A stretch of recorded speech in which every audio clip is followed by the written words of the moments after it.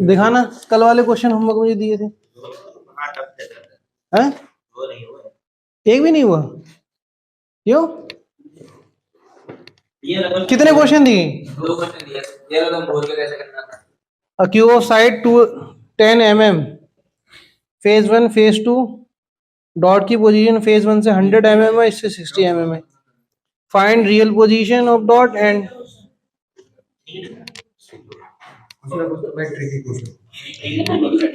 इधर देखो, इधर ध्यान से देखो जी। कौन सा वाला? ये डॉट वाला नहीं, ये पहले जेई के एग्जाम में आया हुआ है। नीट में कहां तक आया था? टीआईक्यू में देखा था। हाँ, टीआईक्यू में देखा था। तो शायद नीट में बाद में आया होगा। ये मतलब बहुत पहले आया जेई के एग्जाम में, काफी पहले का, आपका नहीं है।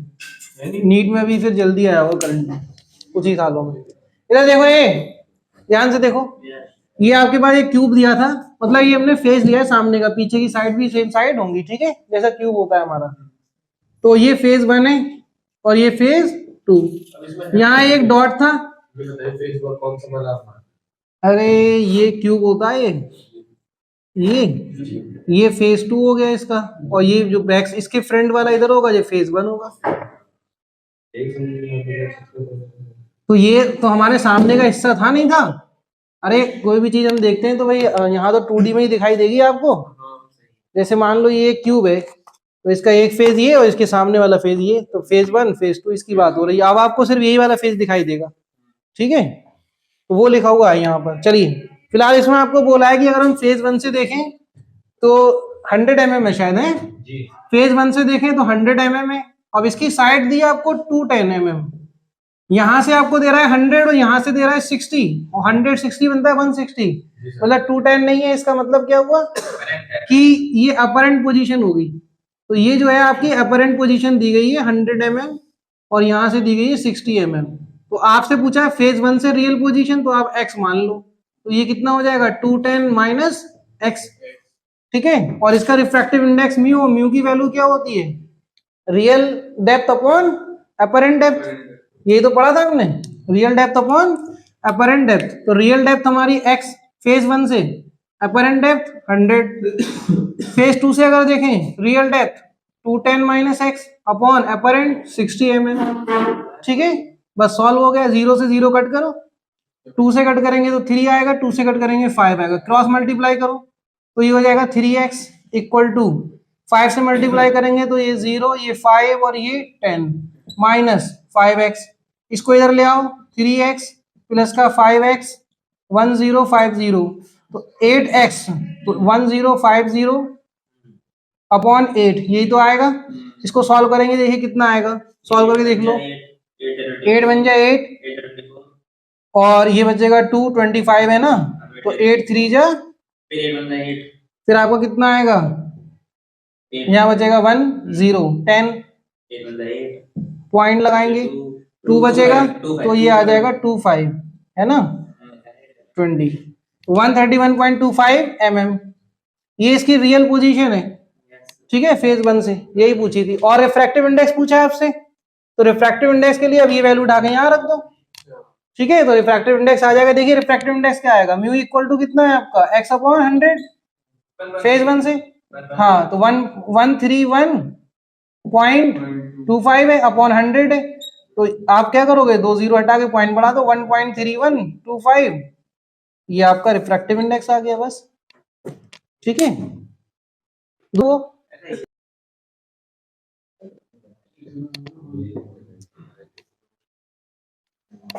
देखिए अगला जो क्वेश्चन दिया है वो होमवर्क में जो दिया था, एक रिफ्रैक्टिव इंडेक्स μ1, दूसरा रिफ्रैक्टिव इंडेक्स दिया है μ2, इसकी थिकनेस t1, इसकी t2, क्या पूछा है आपसे, इफेक्टिव रिफ्रैक्टिव इंडेक्स पूछा है। तो अगर हम इसमें बात करें टोटल अपरेंट डेप्थ, वो क्या होगी, रियल अपॉन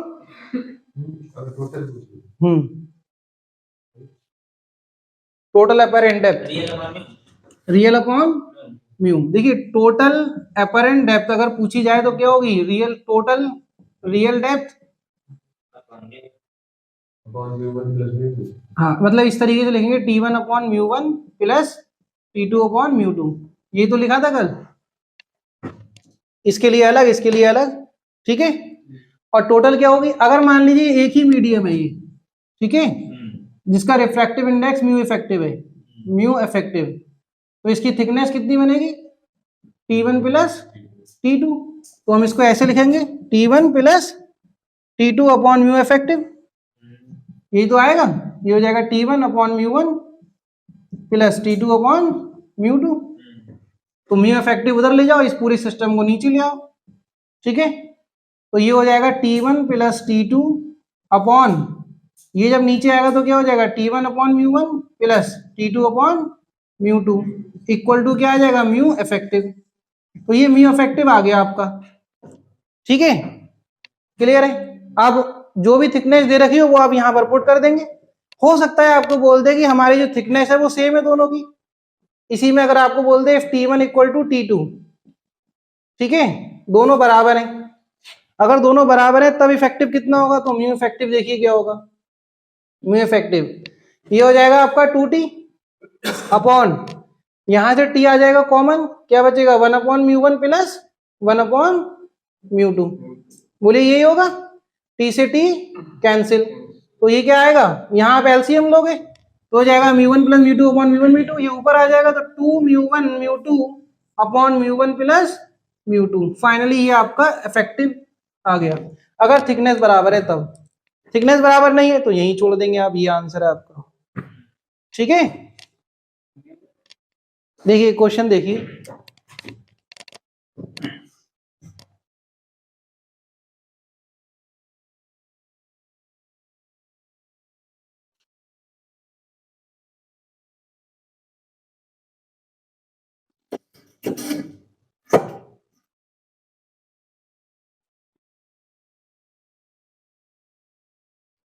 ठीक है, ये ग्लास स्लैब रखी हुई है, ठीक है, इस शेप में, सी की शेप में या यू की शेप में बोल देंगे, ऐसे तो यू शेप में ग्लास स्लैब, ठीक है, ऐसे कर दो उसी। तो यू शेप में है ग्लास स्लैब, ठीक है, और यहां से एक लाइट रे आ रही है, ये आपकी लाइट रे इंसिडेंट रे, ठीक है, इंसिडेंट लाइट रे जो कि 30 डिग्री एंगल पर है, ठीक, इसकी थिकनेस दी है आपको 1 सेंटीमीटर और इसकी थिकनेस दी है आपको 2 सेंटीमीटर, सही, दोनों से क्या होगा, रिफ्रैक्शन होगा, यहाँ पर कह रहा है find final lateral shift, find final lateral shift, total मतलब कितना लेटरल शिफ्ट होगा बताइए। देखो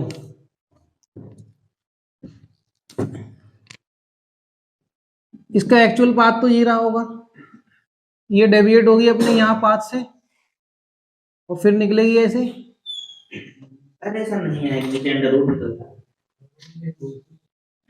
ठीक है, इसके बाद ये फिर अपने पास से डेविएट हो गई ये, और यहां से ये ऐसे ही निकल गई, तो ये आपका है डेल्टा एक्स, ये डेल्टा एक्स जो है वो इस डेल्टा एक्स वन, मतलब ये एक्स वन मान लो इसको, और ये वाला जो शिफ्ट हुआ है यहाँ पर ये क्या है एक्स टू, तो जो टोटल आपका है वो X one plus X two के बराबर है, ठीक है। अच्छा आप ये बताओ अगर यहाँ एंगल 30 डिग्री है तो यहाँ एंगल कितना होगा, 30 होगा, क्योंकि लेटरल शिफ्ट का मतलब है पैरेलल ही जाएगी, तो अगर ये 30 बना रही तो ये भी 30 बनाएगी। अब आप यहाँ ये देखो डेल्टा x1 और x2 में कॉमन क्या होगा, इधर देखो ये हो जाएगा t1 साइन आई बराबर है 1 minus cos i upon under root mu square minus sine square i, यही तो है, प्लस जब हम यहां करेंगे तो क्या करेंगे t2, ठीक है, साइन आई फिर से बराबर हो गया 1 minus cos i upon under root mu square minus sine square i, यही तो फॉर्मूला है। दोनों में क्या कॉमन है, सब कुछ कॉमन है, सिर्फ t1 प्लस t2 कर दो आप, तो टोटल थिकनेस लिख लो आप यहाँ पर T1 plus T2 into sine आई, और ब्रैकेट में क्या आ जाएगा 1 minus cos i upon under root mu square minus sine square I.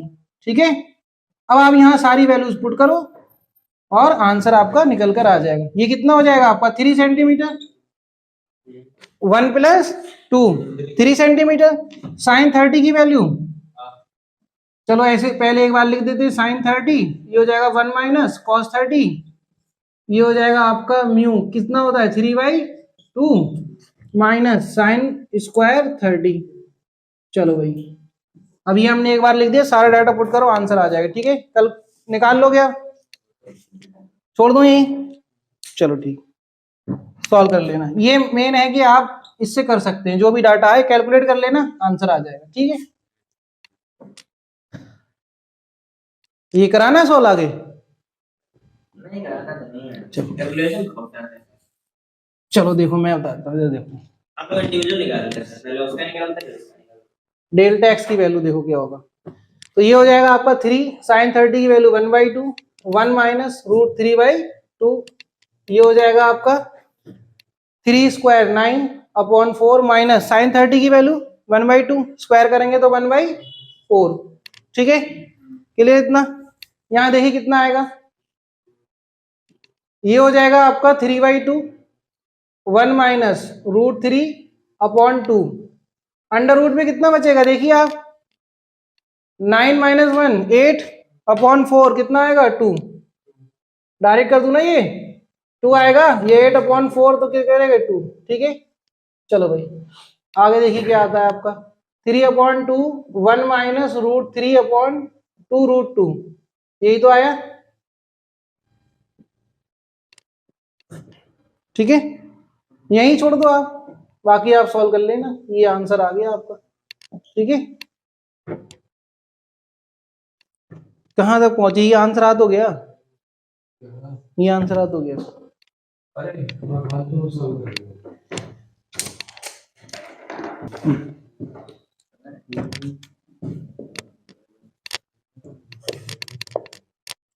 Total internal reflection, ठीक है, TIR टोटल इंटरनल रिफ्लेक्शन। देखिए ये क्या होता है, आपको बताया था वैसे तो लाइट 100% रिफ्लेक्ट नहीं होती है, लेकिन इस केस में 100% लाइट रिफ्लेक्ट हो जाती है। ठीक है, हाँ जैसे है क्या आइडियल सिचुएशन नहीं, इसी पर हमारे प्रिंसिपल काम करते हैं। ठीक है, जैसे कि आपने देखा होगा रोड के साइड में ऑरेंज कलर की केबल होती है लगी हुई, देखा आपने, रोड की साइड में लगी होती है, उसमें जो है टेलीकम्युनिकेशन के लिए सिग्नल भेजे जाते हैं। ठीक है, हाँ, तो ऑरेंज कलर की पतली केबल होती है। ठीक है, तो वो जो केबल आपने देखी होगी रोड साइड होती है, अक्सर पेड़ों पर लगा के रखते हैं वो, हाँ कहीं पे ब्लॉकेज ना हो उसके लिए बीच बीच में वो रोड साइड में लगा के रखते हैं ऊपर। ठीक है, तो वो जो केबल है ऑप्टिकल फाइबर केबल होती है, जितना कम्युनिकेशन का वर्क होता है वो उसी के थ्रू सिग्नल हमारा सेंड किया जाता है, ऑप्टिकल फाइबर। ठीक है, ऑप्टिकल फाइबर एक केबल होती है, उसी में सिग्नल सेंड किया जाता है। ठीक है, कम्युनिकेशन सिग्नल जितने, जैसे रेलवे डिपार्टमेंट है, रेलवे डिपार्टमेंट में जो सिग्नल सेंड होता है हमारा, कम्युनिकेशन का वर्क होता है वो किस पर होता है, ऑप्टिकल फाइबर पर। ठीक है, उसी के थ्रू सिग्नल हमारा सेंड किया जाता है, एक केबल होती है उसमें। अब होता क्या है कि जो हम सिग्नल सेंड कर रहे हैं वो एक एनर्जी की फॉर्म में ही तो है, तो वो हमारा लॉस ना हो इसलिए हम क्या, उसमें जो कंसेप्ट लगता है वो कौन सा लगता है, TIR का, टोटल इंटरनल रिफ्लेक्शन। ठीक है, 100% रिफ्लेक्ट होगा तो उसमें हमारा कोई लॉस नहीं होगा। ठीक है, और जो रोड साइड होती है वो भी हमारी यही केबल लगी होती है। तो है क्या ये आप समझ लो पहले, फिर उसके बाद आगे चर्चा करेंगे। देखो क्या है,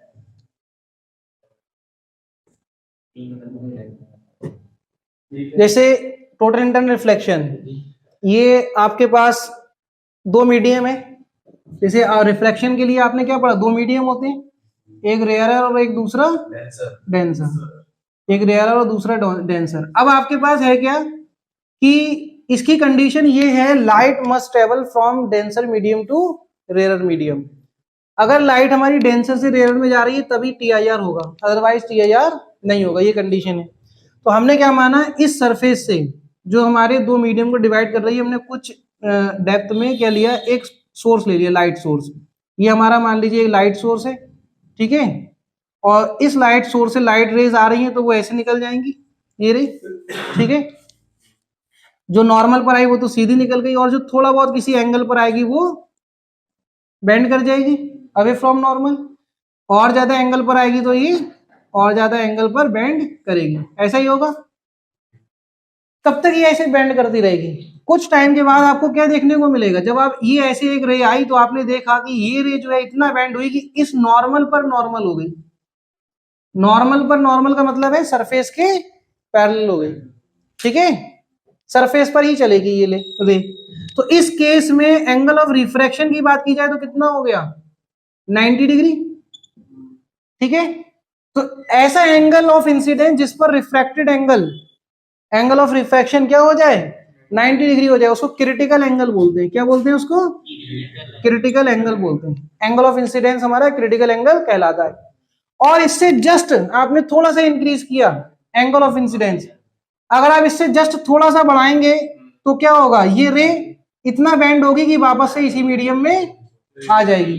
तो ये होगी टोटली इंटरनली रिफ्लेक्टेड रे, ठीक है, ये होगी आपकी टोटली इंटरनल रिफ्लेक्टेड रे।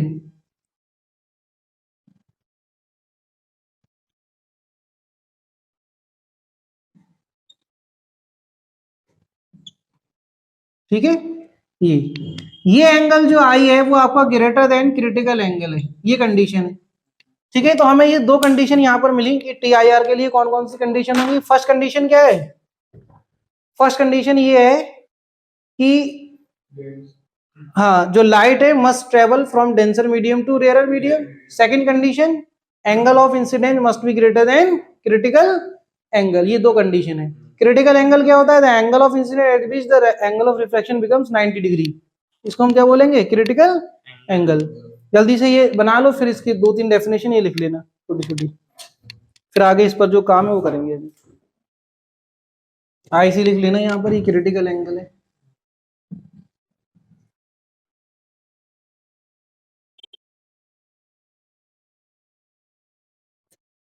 बना लिया, लिख लो क्रिटिकल एंगल, लिखो इसमें, लिख लिया, लिख लिया सबने। क्रिटिकल एंगल क्या होता है, वो एंगल जिस पर एंगल ऑफ रिफ्रैक्शन कितना हो जाए, 90 डिग्री, ठीक है। ये डेफिनेशन लिख लेना एक लाइन की, चाहे हिंदी में लिख लेना।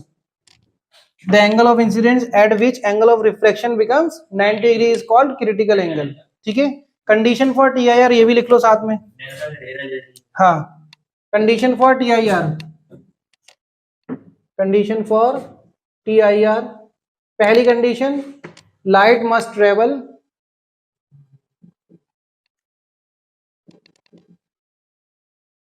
From denser to rare medium, ठीक है।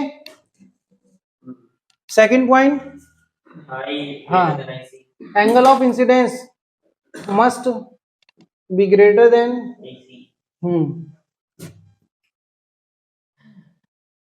IC, critical angle, angle of critical angle, ठीक है, आईसी। ये देखिए, तो यहां अगर हम क्रिटिकल एंगल के लिए पढ़ें, ठीक है, स्नेल्स लॉ लगाएं एट दिस पॉइंट। अगर हम स्नेल्स लॉ लगाते हैं तो क्या होगा, एट क्रिटिकल एंगल बाय, हाँ लिख देते हैं हम, by Snell's law at critical angle IC पर, ठीक है। बताइए, sine I upon sine R लगाएंगे, 1 अपॉन म्यू होगा, क्योंकि एक रेयर हम इसको एयर मान लेते हैं, ठीक है, और इसको डेंसर मीडियम, कोई भी मीडियम हो सकता है, गिलास भी हो सकता है, वाटर, लिक्विड और भी हो सकता है, ठीक है। तो ये क्या हो गया आपका, ये अगर आईसी है तो आर कितना हो जाएगा, साइन 90, इसकी वैल्यू क्या होगी 1, तो साइन आईसी की वैल्यू क्या आ रही है 1 अपॉन म्यू, ये आपकी साइन आईसी की वैल्यू आ गई 1 अपॉन म्यू, ठीक है। अब आपको एंगल ऑफ क्रिटिकल एंगल बताना है आपको, किस किस के लिए, ठीक है। क्रिटिकल एंगल बताना है आपको फॉर गिलास टू एयर, ठीक है। क्रिटिकल एंगल बताइए फॉर वाटर टू एयर,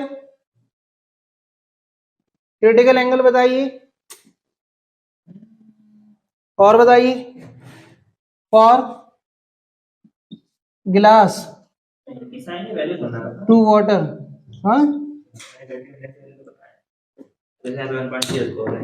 हाँ, चलो हम बता देते हैं। देखो क्या है, गिलास से वाटर की अगर हम बात करें तो जब गिलास से वाटर में जाएगा तो साइन आई सी बताना है, 1/म्यू होगा। म्यू कितना होता है?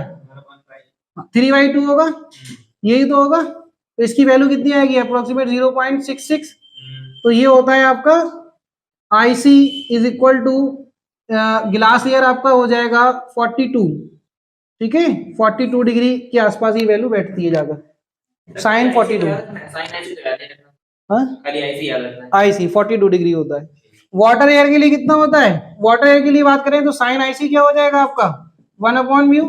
तो ये हो जाएगा आपका 4/3 होता है तो 3/4 हो जाएगा, यही तो होगा। 4/3 होता है तो 3/4। तो इसकी वैल्यू क्या आएगी यहां से निकल कर हम सॉल्व करें तो 0.7, ठीक है, 6, यही तो होगा। तो ये वैल्यू जो है हमारी बढ़ गई थोड़ी सी, जब बढ़ गई तो ये अप्रोक्सीमेट होगी 49 के आसपास, ठीक है, साइन 49 के आसपास ये वैल्यू आती है। वाटर ग्लास की बात करें तो वाटर ग्लास में क्या होगा? Sine I C is equal to 1/म्यू। देखो अब 1/म्यू नहीं होगा, अब गिलास से वाटर में जा रहे हैं। हाँ, तो गिलास से वाटर में जा रहे हैं तो गिलास का तो नीचे आएगा और वाटर का ऊपर, पता है ना। तो ये हो जाएगा म्यू जी। वाटर का कितना होता है आपका? नहीं, रेशियो बता देते हैं, 4/3। ठीक है, जो कैंसिल होगा वो कट जाएगा। म्यू जी कितना होगा? 3/2। तो 3/2 जब सॉल्व करेंगे तो कितना आएगा? 8/9। ठीक है, तो अप्रोक्सीमेट 9 टाइम्स आएगा, 9 9 जो 81 होता है अप्रोक्सीमेट। और नहीं आप तो एग्जैक्ट करोगे तो 8 पॉइंट कुछ होगा लगभग, ठीक है, होगा नहीं होगा 8.8 ये। चलो भाई, तो यहाँ आईसी की वैल्यू है जो अप्रोक्सीमेट आती है 63 डिग्री, ठीक है। वाटर से ग्लास में जा रही है, जाएगी नहीं, फिर सीआईआर कहाँ होगा? हाँ, ऐसे ही डायमंड के लिए, डायमंड एयर के लिए, डायमंड के लिए 24 आता है, वो भी लिख लो फॉर डायमंड।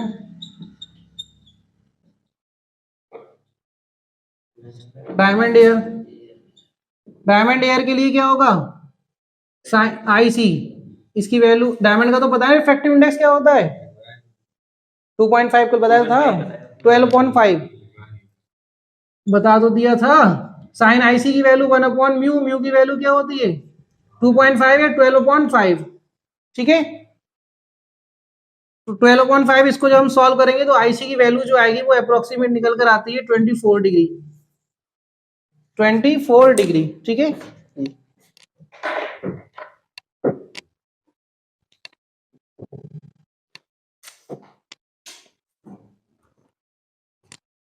देखो क्या दिया है आपको? साइन आई सी 1/म्यू, म्यू बराबर क्या होता है? C/V, होता है नहीं होता है? तो यहां से sine I C sine 30, sine 30 upon sine 30 into C equal to V हो जाएगा। तो v की वैल्यू जो आ रही है वो आ रही है साइन 30 की वैल्यू 1/2 और c की वैल्यू 3 इंटू 10⁸।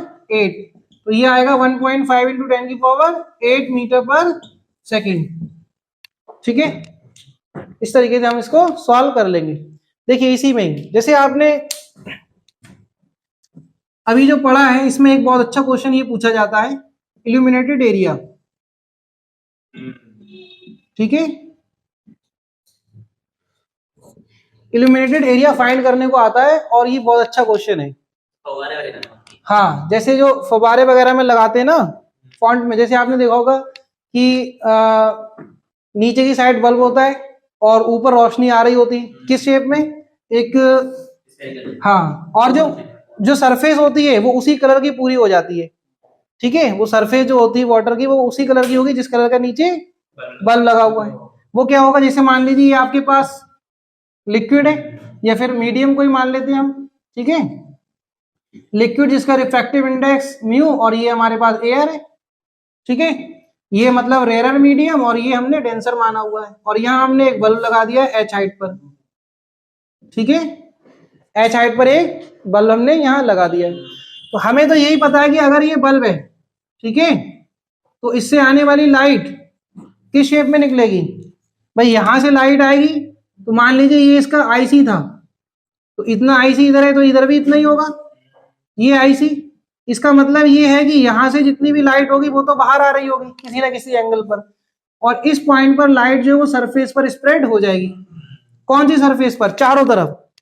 ये तो हमें अभी इस साइड दिख रहा है ऐसे, तो कोनिकल, जैसे मान लीजिए कोन बन गया ये, तो कोन की सरफेस से चारों तरफ, ठीक है, बात समझ में आ रही है? तो ये चारों तरफ आपकी लाइट स्प्रेड होगी वाटर सरफेस, इसीलिए उसी कलर का दिखाई देता है वाटर। और इसके बाद लाइट कहां से निकल रही होती? तो लाइट जो निकल रही होती है वो सब तरफ से, यहां से ऐसे दिखाई देगी आपको, यहां से आ रही होगी बैंड हो जाएगी, यहां से आ रही होगी ये बैंड हो जाएगी, ठीक है, ऐसा हो रहा होता है। यहां से लाइट आ रही है, इसके बाद क्या होगा, इससे जैसे एंगल बढ़ेगा वो TIR हो जाएगा क्या नहीं? तो यहां आपको एक एरिया मिला, ये क्या मिला आपको? एरिया, ये एरिया कहलाता है इल्यूमिनेटेड एरिया, जिससे लाइट निकल रही है। जिस एरिया से लाइट आपको बाहर आती हुई दिखाई दे रही है उस एरिया को क्या बोलते हैं? Illuminated area. और यही एरिया आपसे पूछा जाता है, ठीक है, ये एरिया आपसे पूछा जाएगा। तो इस एरिया की रेडियस क्या बनी? R। ये तो सर्कुलर एरिया बना, पाई आर स्क्वायर शेप में होगा नहीं होगा, ठीक है। तो भाई क्योंकि ये जो एंगल आईसी है वो चारों तरफ है, ठीक है ना, आईसी, जिस पर आर की वैल्यू क्या है? 90 डिग्री। क्लियर इतना? तो अब आपके पास h हाइट है, साइन आईसी है, आप यहां से क्या निकालेंगे? इसका एरिया। कैसे निकालेंगे?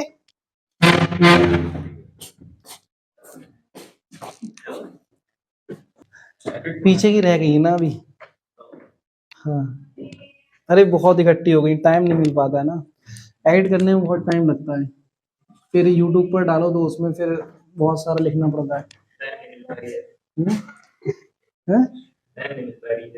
टाइम नहीं मिल पा रही है। इल्यूमिनेटेड एरिया कितना है भाई? पाई आर स्क्वायर। तो अगर ये हाइट h है तो इल्यूमिनेटेड एरिया कैसे निकालेंगे बताइए?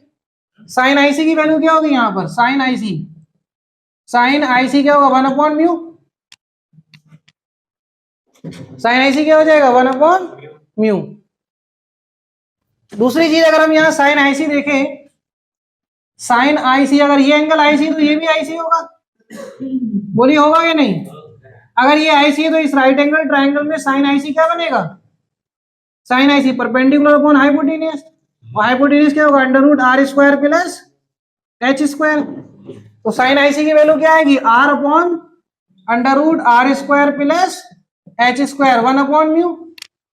सही है, क्रॉस मल्टीप्लाई करो तो ये हो जाएगा μr equal to √r² plus h², square करेंगे तो μ² r² equal to r² plus h²। हमें क्या निकालना है भाई? r, इसको इधर ले आएंगे, r² कॉमन लिया, μ² माइनस 1 इक्वल टू h²। तो r की वैल्यू आ रही है h अपॉन √μ² माइनस 1। सही है, तो इल्यूमिनेटेड एरिया क्या बना आपका? हाँ, पाई r²। तो पाई इंटू r² रखेंगे तो ये हो जाएगा h² अपॉन μ² माइनस 1। ये आपका इल्यूमिनेटेड एरिया आ गया, अगर आपसे पूछ ले तो। बहुत इंपॉर्टेंट चीज है ये, ठीक है। अब इससे क्वेश्चन कई बार रेडियस पूछ लेगा आपसे, कई बार डेप्थ पूछ लेगा, कितनी डेप्थ में बल्ब रखा हुआ है, ठीक है, r दिया होगा, म्यू दिया होगा, डेप्थ पूछ लेगा आपसे। समझ में आ रही बात? हाँ, तो इस तरीके से कुछ भी हो सकता है, फॉर्मूला आपके पास है, इसकी हेल्प से हम सॉल्व कर लेंगे। हो गया भाई? क्वेश्चन देखो, क्वेश्चन ये है कि आपके पास ये एयर है, ये वाटर है, ठीक है, और 5 सेंटीमीटर की डेप्थ में एक बल्ब है। क्या बताना है? इल्यूमिनेटेड एरिया बताना है। फाइंड इल्यूमिनेटेड एरिया, बताइए जल्दी से। मैंने बता दिया दोनों के लिए, जो गिलास वाटर वाला बताया था वो यही है। अगर यहाँ गिलास और वाटर होता तब हम वाटर अपॉन गिलास रखते। अगर मान लीजिए यहाँ पर गिलास और यहाँ वाटर होता ऐसा मीडियम जिसका रिफ्रैक्टिव इंडेक्स 1 ना हो, ठीक है। तो हम लिखते हैं sine I C equal to mu water upon mu glass. लेकिन यहां हमारे पास वाटर नहीं है, क्या है, एयर है। तो एयर की जगह हम एयर लिखेंगे वाटर की जगह, और गिलास जो गिलास है उसकी जगह वाटर दिया तो वाटर लिखेंगे, सही है। अब हमारे पास एयर का 1 होता है तो हम लिखते नहीं है, 1 ही रहने देते हैं, और वाटर का हमारे पास जो है वो आप लगा दो, ठीक है।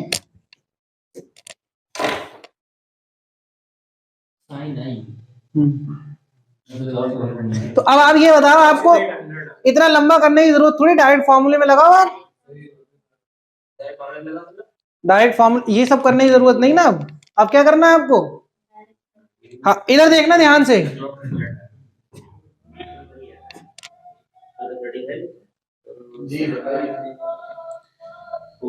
जो इल्यूमिनेटेड एरिया है वो आपका pi h square upon under root mu square, sorry mu square minus 1, यही तो है। अगर आप देखें पाई की value 3.14 into h square 25, 5 into 10 की power minus 4 upon mu square, mu कितना होगा इसका 4/3, 4 का स्क्वायर 16/9 माइनस 1।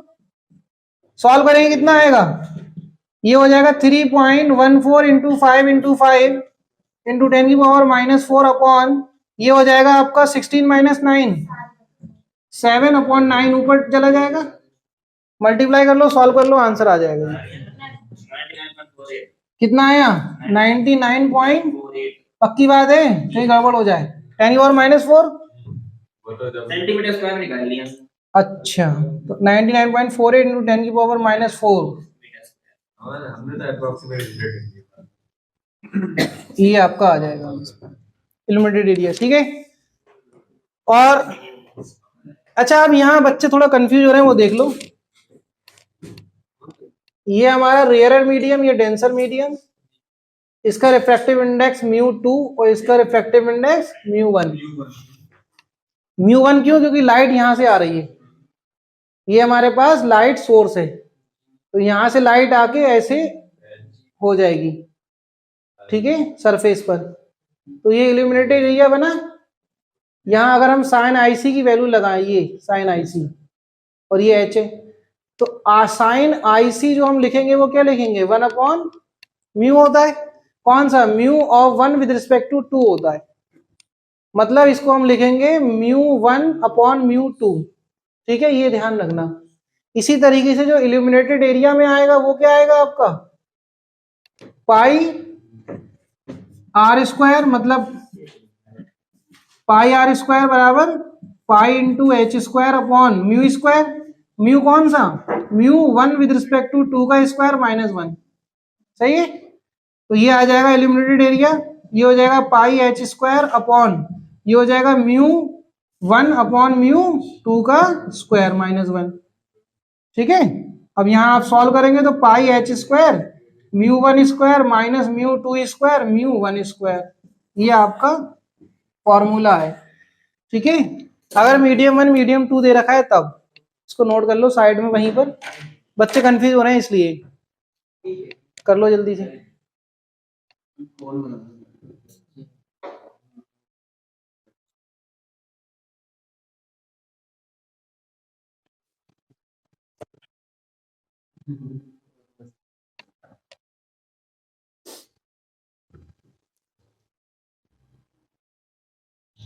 हो गए भाई, इसके एप्लीकेशन देख लो जल्दी जल्दी, उस साइड से लिखेंगे, कोई दिक्कत नहीं, वो करते रहेंगे बस साथ में। हो गया इधर,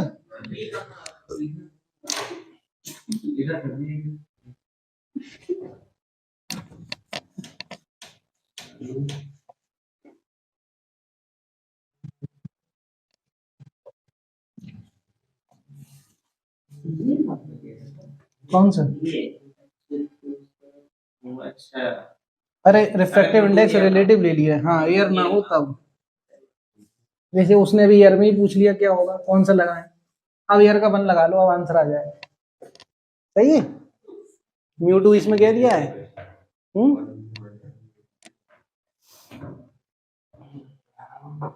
देखिए एप्लीकेशन देखिए इसके। Hello applications of TIR। TIR की एप्लीकेशन फर्स्ट क्या है? मिराज। मेरा जवाब फर्स्ट क्या है? मिराज। ये क्या होता है? ये क्या होता है? हाँ, दिखावा, धोखा है।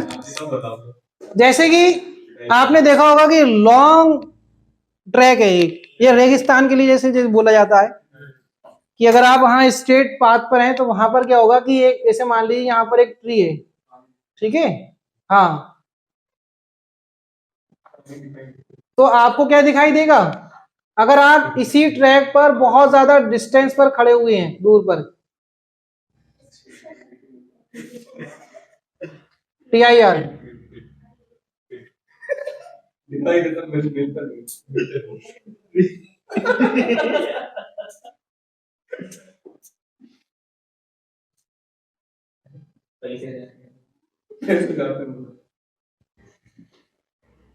जैसे आप मान लीजिए यहाँ पर खड़े हुए हैं, सही है, पेड़ से बड़े हैं हैं? पेड़ से बड़े हैं नहीं, जब ऑब्जेक्ट दूर होता है तो छोटा हो जाता है, नहीं तो पेड़ छोटा हो गया, पेड़ बड़ा ही है, पेड़ बहुत बड़ा है लेकिन दूर है ये, इसलिए छोटा दिखाई दे रहा है। समझ में आ रही बात? नहीं। दूर देख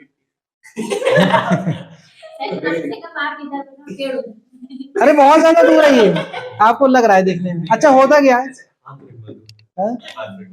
नहीं, तो होता क्या है कि हमें इसका छलावा दिखाई देता है, ठीक है। जैसे कि आप एक रिवर बैंक पर खड़े हो, किनारे पर, रिवर बैंक, हाँ, नदी किनारे पर, तो आप क्या देखेंगे कि जो सामने की साइड है वहां पर वैसी शेप दिखाई देगी। हम खुद अपने आप को भी देख सकते हैं उसमें, ऐसे ही दूसरी चीज जो खड़ी है उसकी आपको परछाई उसमें दिखाई देगी पानी में, मतलब इमेज दिखाई देती कि नहीं? सेम ऐसे ही हमें यहाँ भी दिखाई देता है। किसकी वजह से? TIR की वजह से। कैसे? वो देखो आप, जब हम ऊपर जाते हैं मीडियम में तो रिफ्रैक्टिव इंडेक्स घटता है या बढ़ता है? अगर हम ऊपर जाएं, यहां से सरफेस से ऊपर जाएं तो रिफ्रैक्टिव इंडेक्स बढ़ेगा या घटेगा? घटेगा। लेकिन अगर डेंसिटी, हाँ वही घटती है ना। अब जैसे अगर हम यहाँ बात करें, अगर हम यहाँ बात करें, लेकिन अगर हम इसकी, जैसे हमारा जो एटमॉस्फेयर है वो लेयर की फॉर्म में है, जो ग्राउंड पर लेयर है उसकी अगर हम बात करें तो नीचे आने पर डेंस जो रिफ्रैक्टिव इंडेक्स है वो कम होता है, ऊपर जाने पे बढ़ता है, ठीक है। हाँ, उल्टा नहीं, अपनी इस वाली सरफेस पर। वैसे तो आपको जो बोल रहे हैं वो सही है, ऊपर जाने पर रिफ्रैक्टिव इंडेक्स आपका कम हो जाएगा, ठीक है, मतलब रेयर और मीडियम मिलेगा, नीचे क्या है? डेंसर। लेकिन हम इस वाली सरफेस की बात करें जहां हम हैं, तो इस सरफेस पर क्या होता है कि थोड़ा सा ऊपर जाएंगे तो रिफ्रैक्टिव इंडेक्स बढ़ जाएगा और नीचे की साइड कम होगा, ठीक है। तो होता क्या है कि जब यहां से जो रेज आ रही हैं, यहां से जो रेज आ रही हैं वो कहां जा रही है? डेंसर से रेयर। यहाँ से ऐसी बात है, दूसरी बात अगर हम एटमॉस्फेयर में नीचे से ऊपर जाते हैं तो रिफ्रैक्टिव इंडेक्स क्या होता है? कम होता है। लेकिन ये वाली जो लेयर है सरफेस, जैसे लेयर की फॉर्म में ना एटमॉस्फेयर हमारा, तो ये वाली जो लेयर है इसमें इसका उल्टा होता है, ऊपर जाने पर रिफ्रैक्टिव इंडेक्स क्या होगा? बढ़ेगा, ठीक है, नीचे आने पर घटेगा, इस वाली लेयर में, जिसमें हम लोग जिसमें हम है अपने इधर, ठीक है, ग्राउंड सरफेस पर। तो इसमें क्या है कि अगर जब ऊपर डेंस, रीजन तो नहीं पता, ठीक है, जो भी इसका रीजन हो, जो भी रहा हो इसका, हाँ? नहीं वो रेंज नहीं, ग्रेविटी वाली रेंज नहीं, सही है। तो इधर देखो यहाँ पर, तो जब डेंसर से रेयरर में आएगी रे तो क्या होगा? TIR होगा। तो वही होगा कि जब डेंसर से रेयरर में आ रही है तब क्या होगा? TIR। तो यहां से रे ऐसे आएगी और ये बैंड होके वापस से चली जाएगी, ठीक है, जो हमें दिखाई देगी। तो हम यहां से बैंड करा देंगे इसको, अब तो नहीं जाएगी, ठीक है। तो इसको कहां दिखाई देगी? यहां से पेड़ इस साइड दिखाई देगा। अब ये सही नहीं बना, इसकी इमेज भी तो बनानी चाहिए थी। मेरा तो वो कहता है जो पानी देने लगता है। हाँ, पानी दिखने लगता है या ये दिखने लगे, बात तो वही है। ये कहने देने लगे, इससे क्या सर फायदा? रोड पे पानी दिखता है हाँ, वो तो तो उसके लिए समझ दूर गए। दूर से स्ट्रेट रोड पे पानी दिखाई देता है, पानी दिखता है। दिखता है, दिखता है। बहुत देखा हमने। हम सोचा पानी है। पी ले।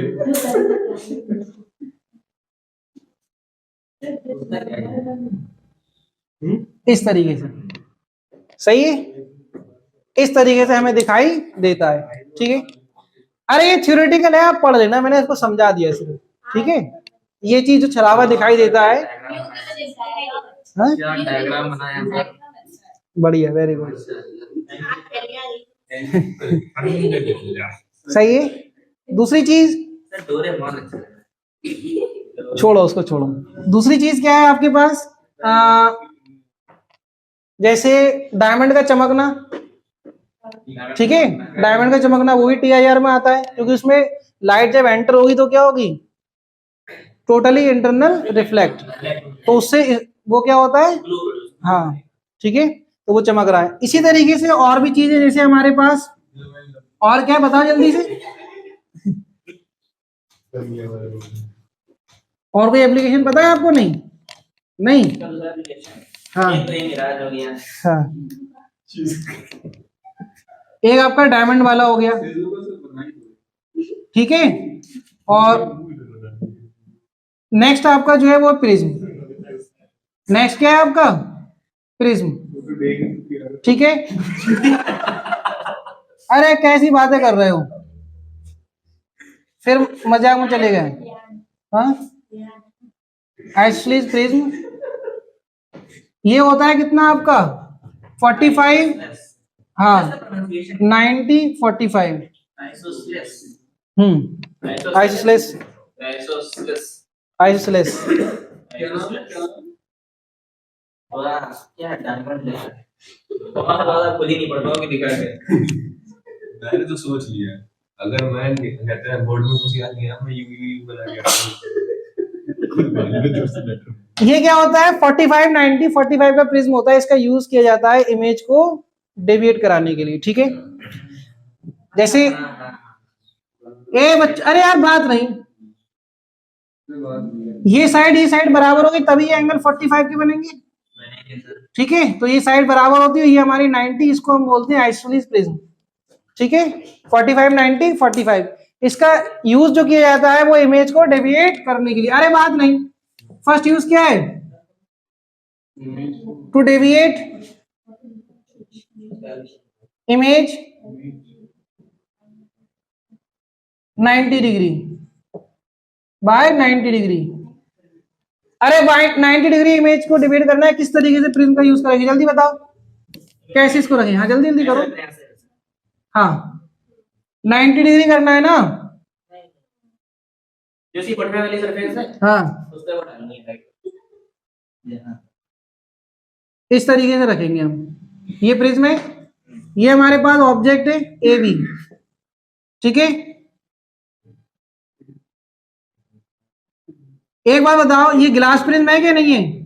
अरे यार ये ग्लास प्रिज्म है, इसके लिए क्रिटिकल एंगल कितना है? 42 डिग्री। तो अगर ये नॉर्मल आया तो नॉर्मल ही चला गया। अब ये 90 डिग्री, ये 45, ये 45, मतलब नॉर्मल से कितना बनाया इसने? 45। तो टोटली क्या होगा? रिफ्लेक्ट हो जाएगा 100%। ये 42 से ज्यादा है। अच्छा, जब 42 से ज्यादा है, 45 पर ही रिफ्लेक्ट होगा, तो 45, 45 कितना बन गया? 90। तो ये आ गया आपके पास, और ये नॉर्मली बाहर आ जाएगा, तो आपका ये पॉइंट मिला आपको B डैश, ठीक है। सेम आपका ये बनेगा यहां से, तो ये आपका A डैश। देखो इमेज कितना रोटेट हो गई, बस। अरे ये तो वही वाला है चश्मा डब्बा वाला। हाँ, वो ये आता है ब्लैक कलर में। टू डेविएट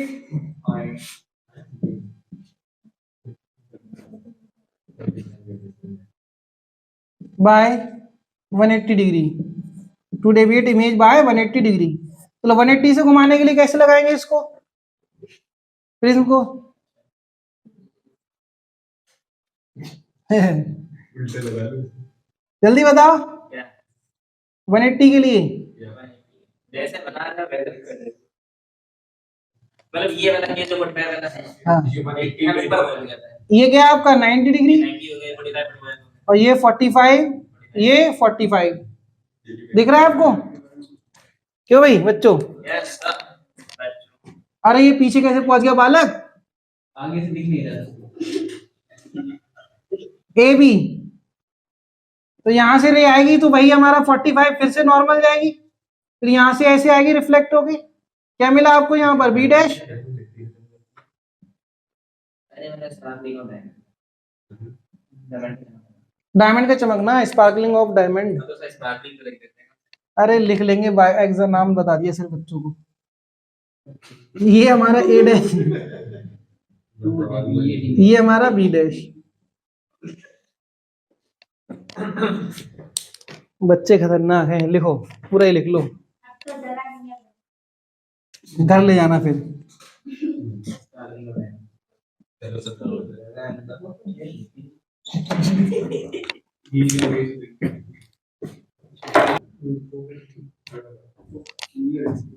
नेक्स्ट है आपका बच्चों ऑप्टिकल फाइबर।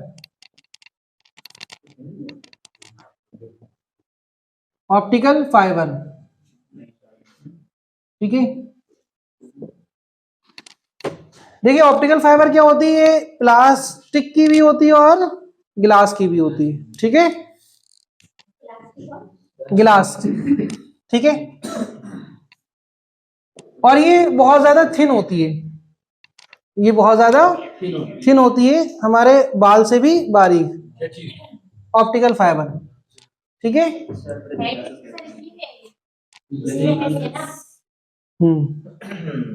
फोर्थ नंबर पे आएगा आपका एप्लीकेशन में ऑप्टिकल फाइबर, ठीक है। देखिए इसमें जो केबल होती है वो हमारी ये है ऑप्टिकल फाइबर,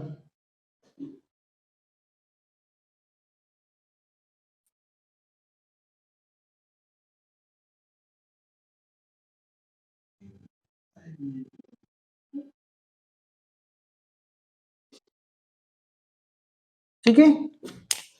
ये हमारी जो है ये ऑप्टिकल फाइबर है, ये हमारी क्लेडिंग है,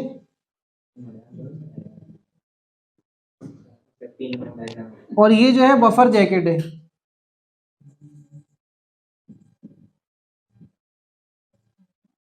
ठीक है। बफर जैकेट, क्लियर इतना? देखिए ये दोनों जो है वो प्रोटेक्ट करने के लिए इसको, किसको? ऑप्टिकल फाइबर को। क्लेडिंग प्रोटेक्ट भी करता है और टीआईआर में हेल्प भी करता है, ठीक है। ये हमारी ऑप्टिकल फाइबर है, जो सिग्नल हम सेंड करते हैं वो इसमें सेंड करते हैं। इसका जो डायामीटर होता है वो होता है very thin, 10 micrometre to 100 micrometre, इतना होता है, ये रेंज है इसकी, सही है। इसका रिफ्रैक्टिव इंडेक्स μ1, इसका रिफ्रैक्टिव इंडेक्स μ2। अब आप ये बताइए, अगर मैं किसी सिग्नल को इसके थ्रू सेंड करता हूं ऑप्टिकल फाइबर के थ्रू, तो वो कब हमारा 100% सेंड होगा इस जगह से दूसरी जगह? जब इसका रिफ्रैक्टिव इंडेक्स क्या हो, ज्यादा, ठीक है। तो μ1 हमारा इसमें क्या होता है, ग्रेटर देन μ2। जनरली जो वैल्यू ली जाती है वो आपकी 1.52, और ये होता है μ2 हमारा जो होता है वो 1.48, ये होता है, ठीक है। जितने फंक्शन आपने बोले जी। का बफर जैकेट हाँ। ये सारे लिख दो। हाँ, मैं लिख रहा हूँ। ये ऑप्टिकल फाइबर होगी आपकी सिग्नल ट्रांसमिशन के लिए। क्लेडिंग एक तो प्रोटेक्ट करता है और दूसरा क्या करेगा, आपको हेल्प करेगा टीआईआर के लिए। और दूसरा क्या है, बफर जैकेट, ये प्रोटेक्ट, इसको सिर्फ प्रोटेक्ट करने के लिए होती है। जैसे अब मैं इसको आपको बताऊं, जो ऑरेंज केबल में बता रहा था अभी आपको रोड के साइड में, जैसे आप ये वायर की केबल जो होती है इसको कट करोगे तो अंदर वो निकलते हैं तार, नीले पीले काले हरे निकलते हैं क्या नहीं, ऐसे उसमें भी निकलते हैं। वो जो होते हैं वो बफर जैकेट दिखाई देती है, उसके अंदर जब आप देखोगे ना तो क्लेडिंग मिलेगी, उसके अंदर आपको ये ऑप्टिकल फाइबर मिलेगी। इसको देख पाना बहुत मुश्किल होता है, इसको बहुत ध्यान से आप लगा के देखेंगे तभी देख पाएंगे। जब हमने ट्रेनिंग की थी अपने बीटेक के दौरान तो हमने इसको देखा था, बहुत ज्यादा थिन होती है ये, ठीक है। और एक तो कांच की तरह होती है तो वैसे भी ये दिखाई नहीं देती जल्दी, नहीं। प्लास्टिक की भी यूज होती है और गिलास की भी, ठीक है। मतलब करंट इसमें सप्लाई होता है, ठीक है, तो उससे सप्लाई नेटवर्क सिग्नल सिग्नल लाल बत्ती दिखा दो चलिए। एक एनर्जी की फॉर्म में हम सेंड करते हैं। अरे सुन लो, जीने के अरे फिर से समझ लो इसको, क्लेडिंग को, फिर टाइम बर्बाद हो रहा है। कोर क्लोडिंग, तो ऑप्टिकल फाइबर हमारी मेन होती है सिग्नल ट्रांसमिशन के लिए। सिग्नल जो हम ट्रांसमिट करते हैं इलेक्ट्रोमैग्नेटिक वेव की फॉर्म में, ठीक है। किसकी स्पीड से? लाइट की स्पीड से, क्योंकि एनर्जी की वो स्पीड है। अच्छा, ये म्यू1 और म्यू2 होता है। म्यू1 हमारा क्या होता है? ग्रेटर देन म्यू2 फॉर TIR। अगर ये ऐसा नहीं होगा तो TIR नहीं होगा, और TIR नहीं होगा तो एनर्जी आपकी, हाँ, ट्रांसमिट नहीं होगी 100%, ठीक है। तो क्लेडिंग जो है वो दो फंक्शन में यूज हो रहा है। किस किस के लिए? जो क्लेडिंग है वो, ठीक है, जो कोर है इसको हम कोर बोलते हैं। क्या बोलते हैं इसको? कोर। ऑप्टिकल जो फाइबर है इसको क्या बोल रहे हैं? कोर। तो ये कोर के लिए लिखा हुआ है मैंने यहाँ पर, ये इसका डायमीटर ये है, ठीक है। और ये होता है मेन सिग्नल ट्रांसमिशन के लिए, ठीक है, used for signal transmission.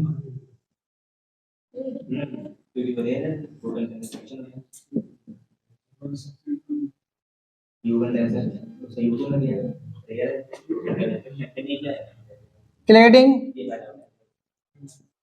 Cladding क्या होता है? प्रोटेक्ट करता है,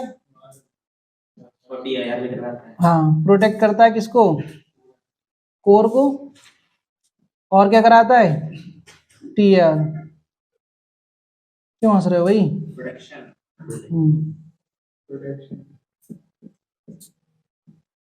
हेल्प करता है TIR में। और जो बफर जैकेट है वो, हाँ, ये सिर्फ प्रोटेक्शन के लिए। मतलब इसका क्या काम होता है? हम्म, प्रोडक्शन हो गया मतलब, तो प्रोटेक्ट करता है।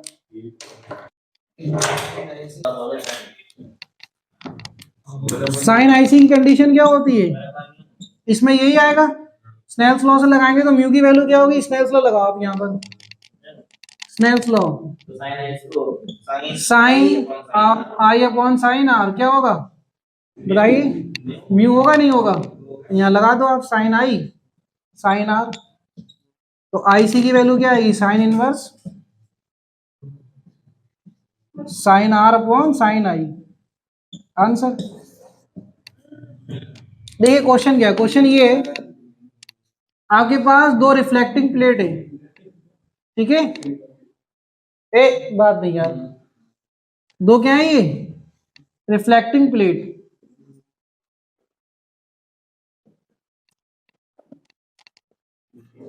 ठीक है। इनके बीच का जो गैप है वो आपका दिया है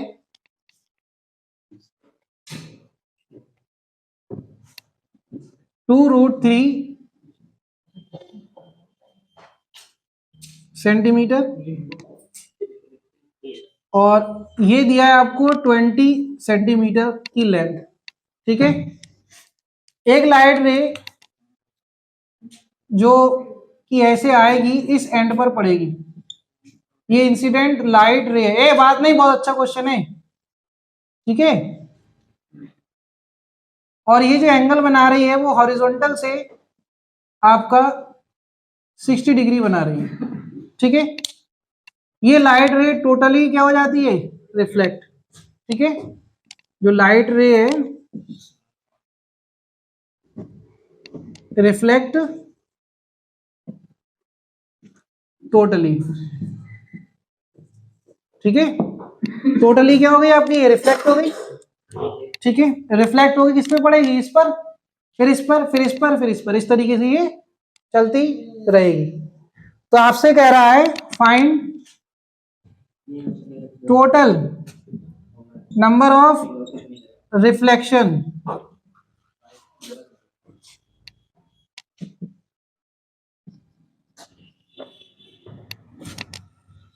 फाइनली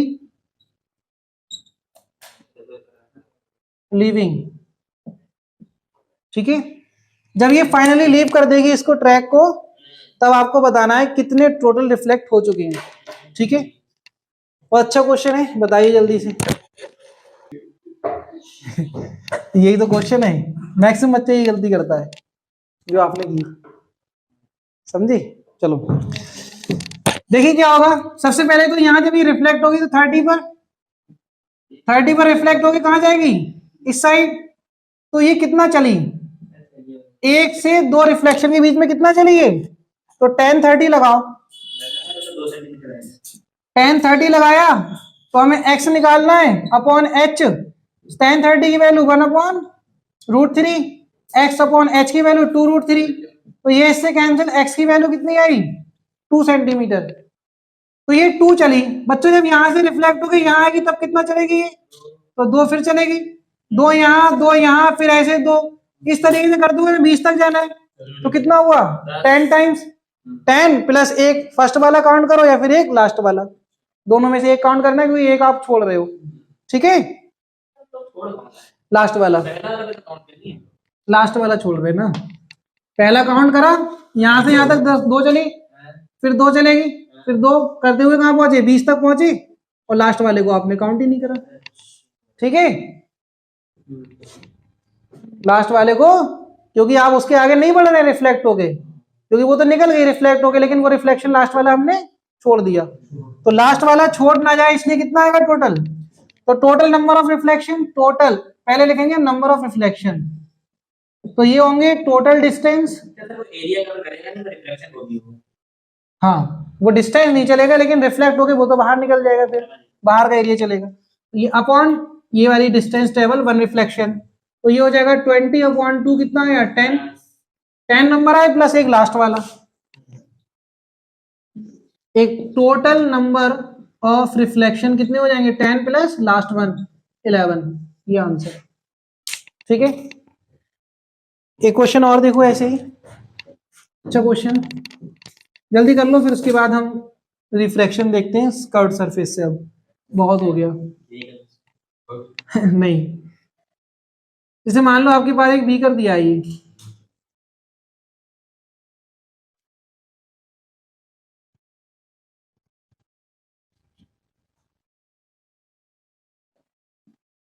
ठीक है, एक लाइट रे ऐसे आ रही है, एयर से कहाँ जाएगी, किसी मीडियम में, तो ये एंगल आई बनाएगी, तो बेंड हो जाएगी टुवर्ड्स नॉर्मल, यही तो होगा, ये ऐसे बेंड हो गई। क्लियर इतना। कह रहा है फाइंड कीजिए, find maximum value of i such that light suffer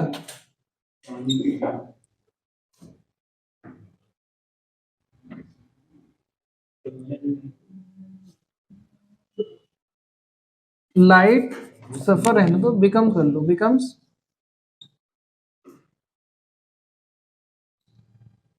parallel to vertical wall. Vertical wall ये वाली, ठीक है, इस वॉल के क्या हो जाए, पैरेलल हो जाए। क्या बताना है आपको, आई की मैक्सिमम वैल्यू बताना है, क्या होगी आई की, किस मैक्सिमम वैल्यू पर ये वर्टिकल हो जाए, वर्टिकल वॉल पर क्या हो जाएगी, पैरेलल हो जाएगी, ये आपको बताना है। जल्दी बताइए। म्यू ले लो आप यहां पर 3/2, चलो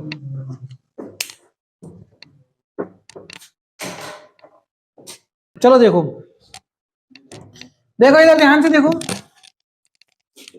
अगर ये लाइट यहां पैरेलल हो जाएगी, इसका मतलब इसके लिए आर क्या हो गया, 90 डिग्री, और जो आई है वो क्या बना, आई सी। मतलब यहाँ पर बता रहा था वर्टिकल वॉल यही तो है, मैंने बोला तो था, वर्टिकल वॉल कौन सी, यही तो होगी वर्टिकल, ये वर्टिकल वॉल है, ये हॉरिजॉन्टल नहीं, ये वर्टिकल वॉल है ना। यहां से तो मैंने बना ही रखी है रे, पैरेलल है ही नहीं, इस सरफेस पर बोला है, जहां लाके छोड़िए। अब आप देखो यहां पर, अगर ये साइन आई सी है, ये आई ये आर, ठीक है, ये 90 तो IC किसके इक्वल होगा बताना जरा, 90 माइनस आर के इक्वल होगा। ये एंगल तो हमारा 90 डिग्री, इसको तो छोड़ ही दो ये वाला, ठीक है। लगाइए साइन IC, क्या होगा 1/μ होगा। म्यू की वैल्यू कितनी 3 बाई साइन IC किसके इक्वल हुआ, sine 90 minus IC, sorry 90 minus R, होगा कि नहीं होगा। तो ये आपका क्या आ गया बताइए, ये आया कॉस आर 2/3 कॉस आर आया। अगर आप आई निकालेंगे तो स्नेल्स लॉ से तो निकालेंगे, साइन की जरूरत पड़ेगी, कॉस आ चुका है साइन निकाल लो। साइन आर क्या आएगा, √1 minus cos square R, 1 minus cos square की वैल्यू 4/9, तो ये √5/9 होगा, √5/3 साइन आर आया।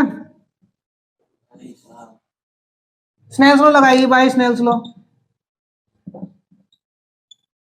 Sign I upon sine R क्या होगा बोलिए, म्यू होगा नहीं होगा। साइन आर की वैल्यू मतलब साइन आई बराबर होगा mu into sine R, mu की वैल्यू 3/2, इसकी वैल्यू कितनी है, ये इससे साइन आई की वैल्यू आ गई √5/2, तो आई की वैल्यू क्या है, साइन इनवर्स √5/2, ठीक है आंसर। ये 90 डिग्री है, ये आर, ये IC, तो 90 माइनस आर हो गया।